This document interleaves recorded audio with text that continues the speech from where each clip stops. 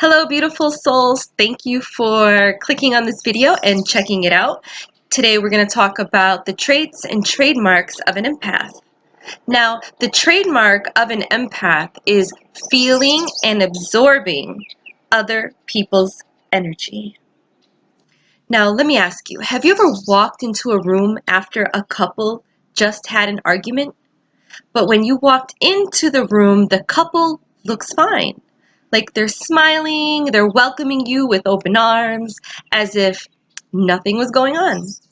But you, the highly sensitive being that you are, walks into the room and bam, the energy just hits you like a brick wall. It feels heavy and it makes your mood just like shift instantly. You go from being happy or content to feeling like down and out. You may suddenly feel irritated and you may get quiet and feel sheltered. And all you want to do is just leave. That's because empaths can also pick up and feel physical symptoms. Now, not only can empaths pick up on emotional energy, they can also pick up and feel physical symptoms, physical energy. Whoa, did you see that? I don't know what that was, but something just went by. Oh, I can't wait to edit this. Okay, moving on. But yeah, empaths can also feel physical symptoms because of their high level of sensitivity. For instance, I pick up on my husband's pains very often. My husband's back was really bothering him one day, and when we were sitting down in the living room watching TV, I asked him if his back was hurting, was it inflamed, and was he having problems with it?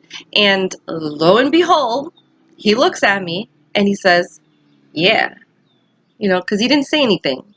So he's kind of just like looking at me like, yeah, how'd you know? So yeah, I said, I can feel it. I think I'm picking up on your pain that you're having in your body because I normally don't have those aches and pains, but on this day, suddenly I was feeling something that I've heard him mention before in the past, and I was like, wow, this feels out of sorts. It's not the regular, aches and pains that I normally feel, or, I'm feeling great, and then suddenly we're together, and then I just feel this way. Now, empaths filter the world through their intuition, and they have a very difficult time comprehending their own feelings. As an empath myself, I know the challenges of being a highly sensitive person. When I'm overwhelmed with stressful emotions, I tend to experience panic attacks and also depression and fatigue.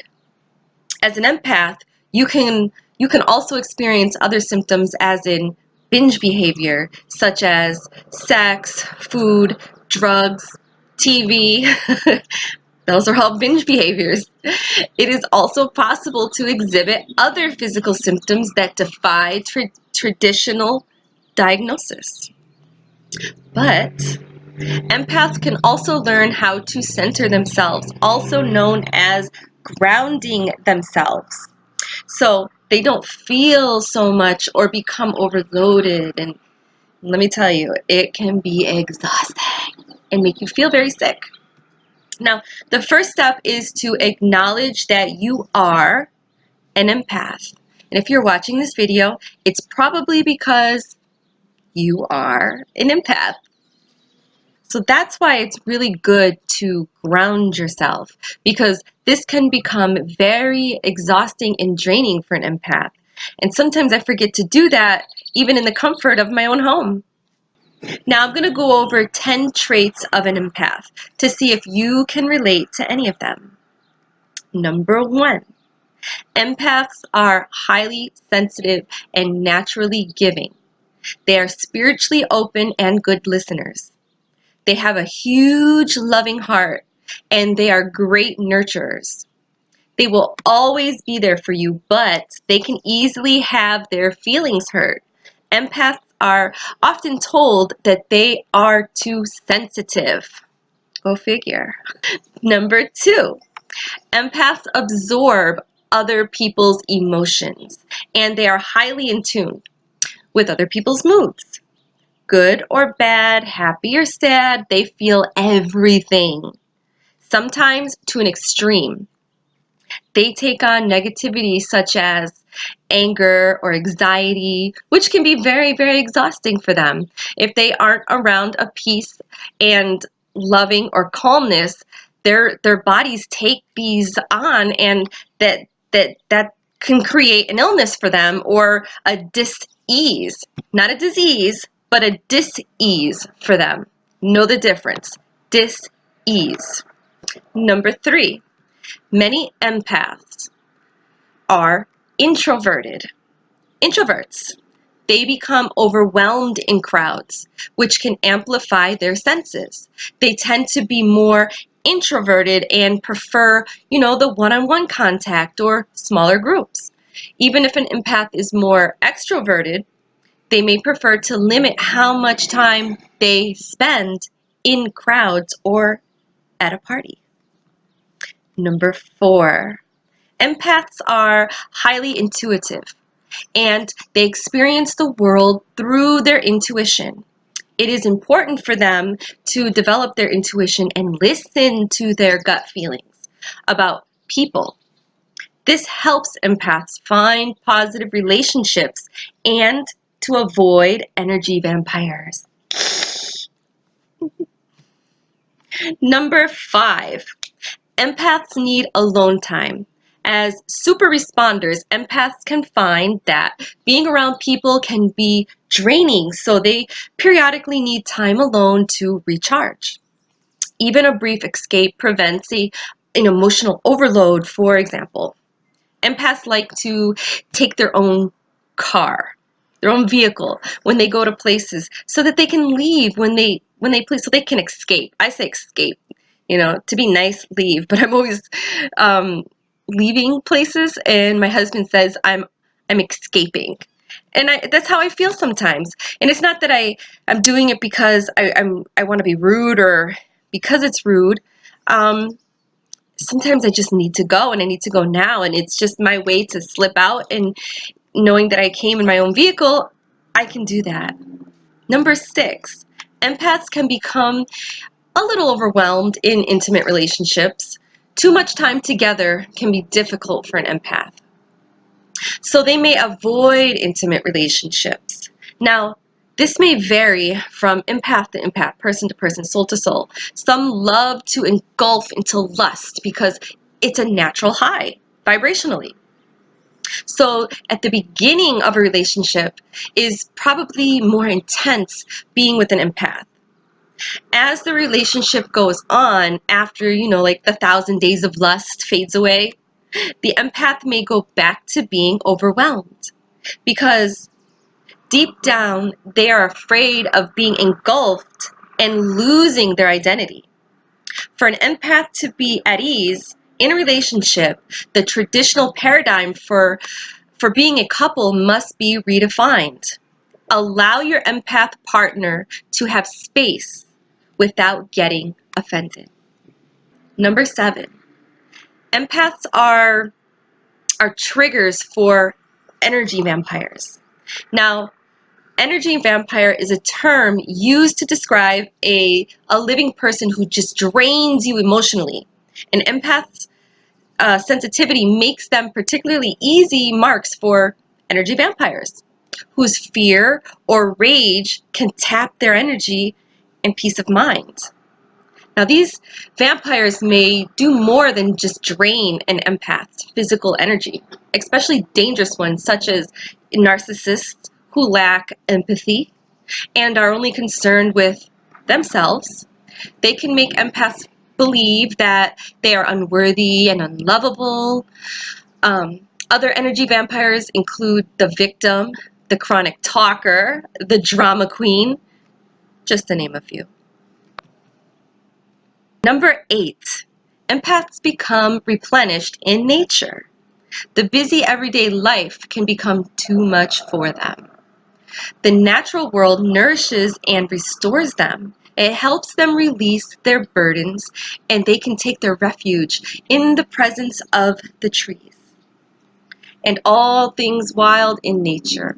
The ocean or the river, the lake, any body of water, any body of moving water. Number 9, empaths have highly tuned senses. An empath's nerves can get, frayed by noises and smells or even excessive talking.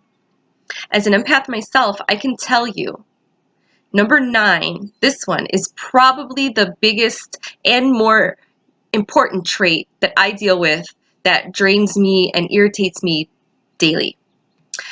My senses are overloaded by smells and noises, not to mention excessive talkers. I try to be polite when I'm surrounded by people, but if I am unable to slip away, I become snappy and rude. Not intentionally, I don't mean to. Just like when I drive my own car to a party or something and I escape. But, I always regret snapping and I feel really bad after, but when I feel cornered, I lash out kind of like an angry lion, it's like a protecting mechanism for myself, I guess. Now, number 10, the last one. Empaths have huge hearts, but sometimes they give and give and give. They give too much. Empaths are big-hearted people, big-hearted souls, and try to relieve the pain of others. I'm guilty of this, and I say guilty because most, not all, but most of the time, it bites me in the ass. I get walked all over. They mistaken my kindness for weakness until the lion comes out. I'm a Leo, so that's why I use the term lion. I try to use many strategies to protect my sensitivities, such as setting time limits and boundaries with draining people. Some people don't know that they're draining people. So it's important to learn how to set boundaries and time limits when you're hanging around with people that do drain you. You may love them to death, but they drain you. And it's okay. It's okay to look after yourself. It's self-love, self-care. And a good way to do that is meditation. To ground yourself, calm and center yourself, and going out into nature. I find being an empath a gift, but I had to learn to take care of myself. Empaths have special needs, and if you are one of us, it's important to honor your needs and communicate them to your loved ones so that they understand. I do not ask the wounded person how he feels. I myself become the wounded person. Now that's a quote by Walt Whitman that I think is a really awesome quote. Now you may see or feel that being a highly sensitive person or an empathic person as being a curse, especially when it seems, kind of to push people away from you rather than bring them towards you or pull them towards you. Holding on to other people's energy, particularly their darkness, can mean those around you ironically confuse you for an energy vampire or someone to be avoided. When you have emotional wounds from childhood and are unable to open up to people easily, any way can be maddening, especially when all you want to do is to share joy with others and protect them from harm. But it may be that we have got it all wrong, especially when it comes to the empath and what they're really here for. So check it out. Empaths are highly advanced souls who are here for a luminary purpose. They are here on a very special mission. Being an empath is a gift, so embrace it. It's truly a gift. Being an empath is not something that you do. It's something or someone that you are. You have been hardwired since birth. You were created this way, to be this way for a reason, to anchor the light of your soul onto the planet Earth or wherever your soul travels. If you're an empath here, you're an empath no matter where you are in the universe. A lot of empaths that I have met have this affinity for light and anything that is of the light. The problem is that they don't realize how much of a difference they can create in the world if they only would let their inner light shine. Millions and millions of empaths are incarnated during this time period right now on Earth. The reason for being an empath during this time of transformation is that the empaths are like cosmic cleaners. If they choose to use their spiritual gift in service of themselves and others, their presence on this planet is what creates the highest level of transformation and ascension for humankind. In reality, the only thing that empaths are asked to do is to work on themselves, which for them is very, very hard to do because they are natural givers. Their major life purpose is to learn how to take care of themselves and their gift. In doing so, they have the power to transform their lives and the lives of others in a very profound way. So how do you know if you're an empath? Are you an empath? Now, there are many degrees of being an empath. Many empaths reach different stages throughout their life, throughout their mission, throughout their journey. If you are an empath, your soul chose to come here on this planet and work on this aspect of your soul, because here, an empath really sticks out. As an empath, you probably have already felt the negative aspect of this gift. We're going to go over the following negative aspects together. Number 1, you absorb negative energies from the environment you are in, either from objects, electronics, or people. You may also be sensitive to spirits or discarnate entities and low energies. So be cautious. Number 2, you carry a heavy load and it's not yours. You are affected by negative behavior of others, and often you choose to engage in negative behavior yourself in order to fit in. Number 3, you always seem to know what people are thinking and or feeling, and you are affected because you care so much and you want to help. This causes you to be codependent. This causes you to be in codependent relationships with narcissists and selfish people who don't really care about you. I'm guilty, so don't feel bad. I've been there. Number 4, you ready? You have a very hard time sticking up for yourself and feel taken advantage of by family members, friends, and even strangers. You don't want to hurt anybody. Number 5, somehow you feel responsible for what happens to others in your life, and you end up participating in their sorrow. You also feel resentful of not being appreciated. Guilty of that one too. So, how do I survive being so sensitive in a selfish world where only the selfish succeed? There is no room for those who have an open heart. You have probably already learned this lesson in life. But I'm here to tell you, all of you beautiful souls, that this learning is only one part of the equation. Now that you have experienced the negative aspect, it's time to resurrect the power of the light within you. It's time to realign to this God-given gift and show it to the world that empowerment and strength come from loving, caring, and giving to others. Empaths are here to teach humanity that there is power in being a giver, and that the real success is that of the soul, not of the ego. Service to others, not service to self. Remember that. Benefits of developing your empathic abilities.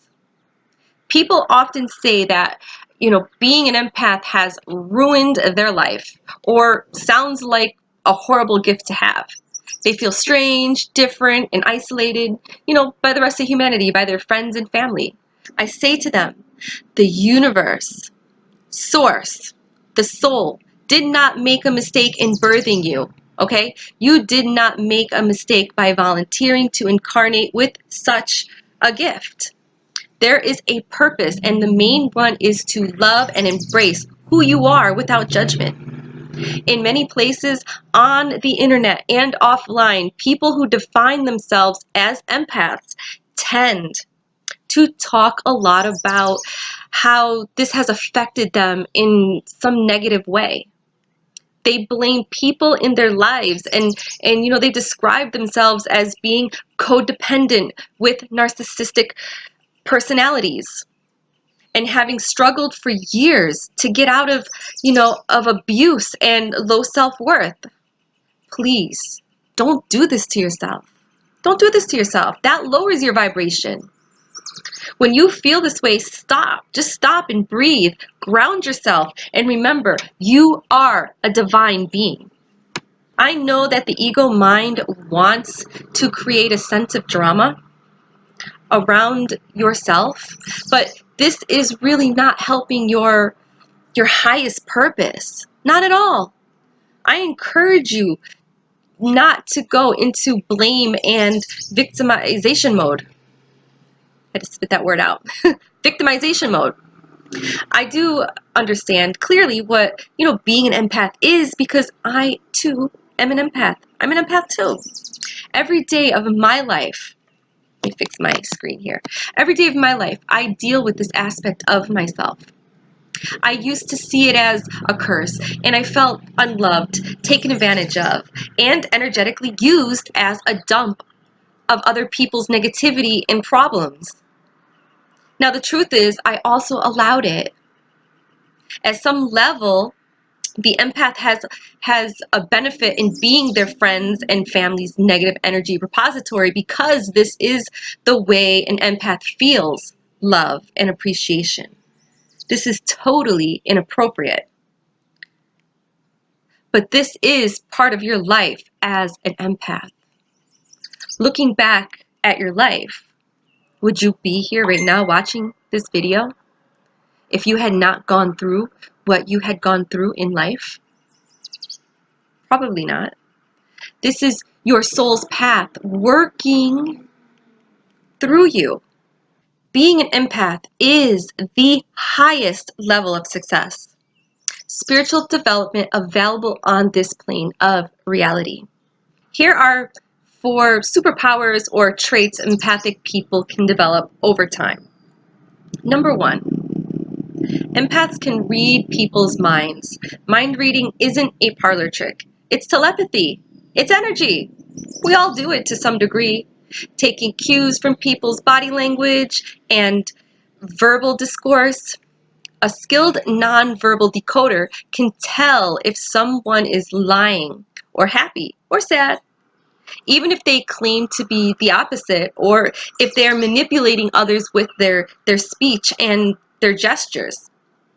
We can all be mentalists picking up on inconsistencies in someone's words and body language. But empaths take it a step further. Many empaths receive psychic images in their third eye, statements, cues, or smells intuitively. That's cool. Number 2, you empathize with others. You can use it to your own benefit. So many people today are so disconnected from their own emotions. This may seem like, a tremendous burden, feeling what they ought to feel and feeling what you feel. But if you are able to develop some discernment and focus on your own emotional growth, this gift can become your greatest superpower. The act of listening to your own feelings and thoughts is self-empathy. It's compassion. It's compassion in action. it could completely change how you communicate with people. Number 3, transmute the negative energies. Only you can feel them because you're an empath. So many people are affected by, negative influences, which are invisible in the world today and around us. But empaths are acutely aware of this.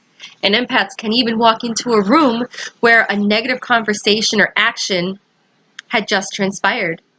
And though it isn't currently happening or going on at the moment, they can sense the negative energy that lingers.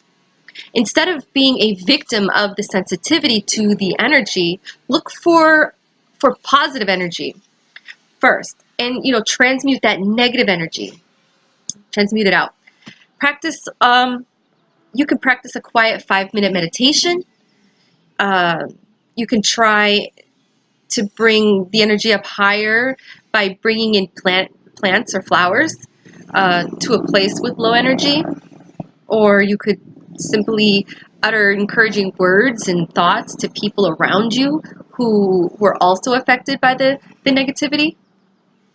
And you can even find humor in the situation and share it. Even the most vile circumstances has a funny side. Number 4, turn your sensitivity into a highly coveted skill. Let me ask you, for example, do the wrong sheets make you break out in hives? Are certain smells absolutely revolting to you? Do non-organic foods cause you to have terrible gastrointestinal, I was going to say gastritis, gastrointestinal distress? Do you need quiet in order to sleep and alone time in order to offload all of the smells and sights and sounds and emotion that you've absorbed all day long? Instead of looking at this trait as if it as if it were a burden, use it to your advantage. You can become a perfumer and advise companies on how to remove these chemicals and instead add more natural scents to their products. You could help others eat better and prepare food by becoming an organic chef. You could develop quiet spaces like gardens or libraries or meditation rooms that others can revel in without even realizing that they were desperate for your gift. Use those sensitivities to create a peaceful haven in the world, and your empathic skills are no longer a curse. Problem solved. I'm sure that there are many more ways to use your empathic traits and gifts to put to good use, But those are the ones I can think of right now. I mean, feel free to share, comment down below, and share your ideas. So yeah, it's not a curse. These are gifts that are used to, fulfill your life's purpose. There are many, many more ways that you can put your empathic traits to good use. So feel free to share your ideas in the comments below. Please like and share my videos with your friends. And thank you for watching, you guys. Many blessings, love and light. Gabbie. Bye.